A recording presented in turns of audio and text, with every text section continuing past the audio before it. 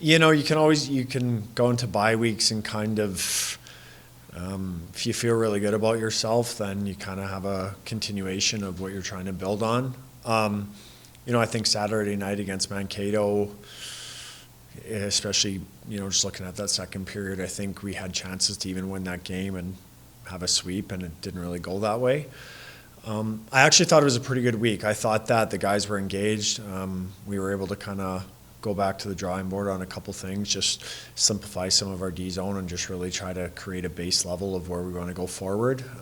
Had some good compete, did some splits, D forward. So a little bit different, you have a little more time to kind of go back and like I said, go to the baseline level of all the stuff you're trying to accomplish.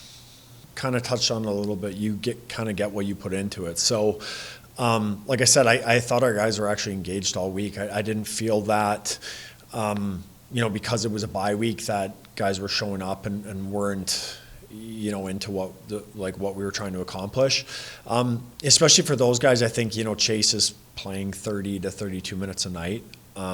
So it never hurts to probably give him a little bit of a breather in terms of, 2 games off. But like I said, you're looking at creating, a hunger coming out of the bye week, right? Like just looking forward, just what's kind of in front of us and what's at stake. I think that, we tried to do a good job of trying to make sure that we understand, like, hey, this is what we need to be coming out of it, because there's so much of them. There's an importance of every game we play is basically the difference going to be between home ice or not home ice and who you're playing in the playoffs. So, yeah, I thought it was good. I thought that we did get something out of it. I don't know if concern is the word, but I think it's just kind of maturity and understanding.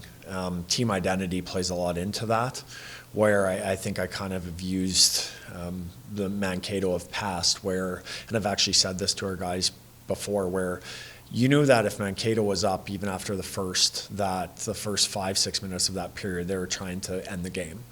And then when they got the next one, it was like, okay, now it's going to get the next one, and all of a sudden they'd turn games that are 1-0 into 3-1 and 4-1, 5-1 games. So I do think it's more of a mentality and identity type thing within your team that basically doesn't, you have to be able to not just get amped up and have to fight back when you're behind.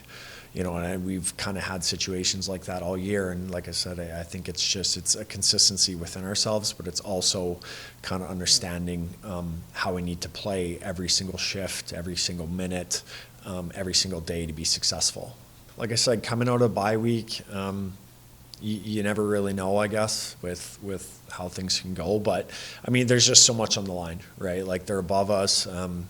They're competing for trying to win the league title. We're competing for trying to get home ice. The guys have to be ready. We have to be ready to compete. That's not an easy place to play. It never has been. I personally never played there, but I've been able to see, every single year kind of what they bring. There's certainly a team there that can be slightly different than a road team. Credit to them. They do a good job with their home ice.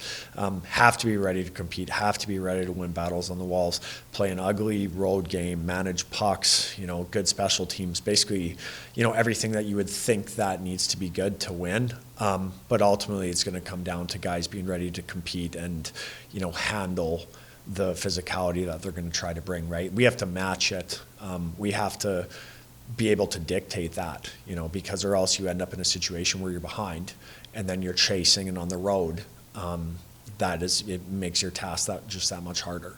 We've been fortunate to have Blake for, now an extended period of time, and for us to win games, we obviously need great goaltending. Now, we just have to get back to the baseline level of, not giving up scoring chances. Like Coach was actually talking about it this morning, just shots on goal. Right, like you limit defensively, you limit shots on goal. You're probably going to limit, for the most part, scoring chances.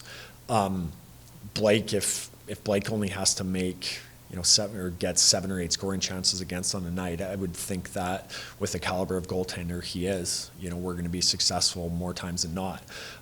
When you start to double that, it's just law of averages. You're going to give up more.